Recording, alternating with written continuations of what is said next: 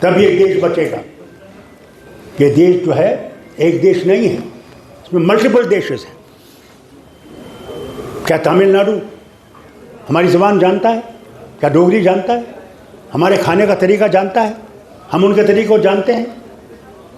हर चीज़ में हम लोग अलग अलग हैं, मगर क्या चीज़ हमें मिलाती है? इस भरोसे से कि हम इकट्ठे इस देश को बना सकते हैं, इकट्ठे इस देश में जिंदा रह सकते हैं, इस देश को चमका सकते हैं, इकट्ठे अलग नहीं कर सकते। इसे कहते हैं अनेकता में एकता। जब तक ये अनेकता हम लोग मजबूत नहीं करेंगे, हम एकता भारत में नहीं ला सकते। जो ये कहते हैं हम एक फूल, एक वो, एक ये, नहीं चलेगा। हर एक रियासत की अपने अपने उमंगें हैं, उनकी अपनी अपनी मुसीबतें हैं, अपनी अपनी मुश्किलात हैं। तमिलनाडु में टेम्परेचर कभी 30 से नीचे नहीं होता। हमारे यहाँ कई इलाके हैं जहाँ -50 होता है। मैंने वो इलाके भी देखे। कितनी बातें आपसे कहूँ, इस वक्त टाइम नहीं, मुझे जाना है। जहाज़ मेरा आ रहा होगा और वो ठहरता भी नहीं है जहाज़। मगर सिर्फ ये कह कर जाता हूँ, सिर्फ हमने मंगत राम जी को एक दिन याद नहीं करना है। हमने मंगत राम जी के उन वादों पे, जो उन रास्तों पे जो उनने किए थे, अब इनका भी फ़र्ज़ है और मेरा भी फ़र्ज़ है, हम सबका फ़र्ज़ है कि वो काम जो अधूरे छोड़ गए उनको पूरा कर सकें, कि हम फिर याद करें कि हाँ, हमारे ये नेता जो थे, जिन्हें कुर्बानियाँ दी, जिन्होंने अपने लिए कुछ नहीं किया मगर कुर्बानियाँ दे के चले गए। मैं दुआ करता हूँ कि प्रभु जहाँ उनकी आत्मा है उनको शांति दे, उनके लिए जन्नत के दरवाजे खोले, उनके गुनाहों को अफू करें, कि हम लोग उनके उस अच्छी बातों पर आगे चल सकें और इस देश को मजबूत कर सकें। बहुत बहुत शुक्रिया आपका कि आपने मुझे बुलाया। नहीं कर सकता। हम मोबाइल देते हैं बच्चे को, मगर कभी देखा उस बच्चे वो मोबाइल पर क्या देख रहा है?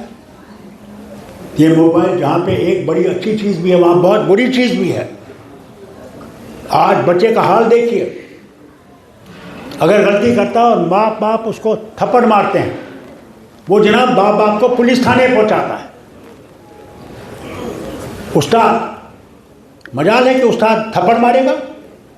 मैं वज़ीर आज़म का बेटा था, मुझे 10वीं जमात में पढ़ता था, मैंने इंग्लिश में गलती की, मेरे उस्ताद थे बकाया, उसने वो थप्पड़ मारा मुझे, जनाब मेरी गर्दन इधर को हो गई, क्योंकि मैंने इंग्लिश में गलती की थी। घर पहुंचा, तुम्हारे बाप चाय पी रहा था बाग में, तो मैं साइकिल में चल रहा था, उसने कहा फारूक इधर आओ, बैठो मेरे साथ चाय पियो। मैंने कहा जी मास्टर ने तो मुझे एक ही थप्पड़ मारा था, मेरा बाप तो मुझे कत्ल ही कर देगा। तो मैं यूँ चला कि वो मेरा गाल ना देखे। तो फारूक ये क्या है? मैंने पापा मैंने गलती की, तो मुझे मास्टर ने थप्पड़ मारा।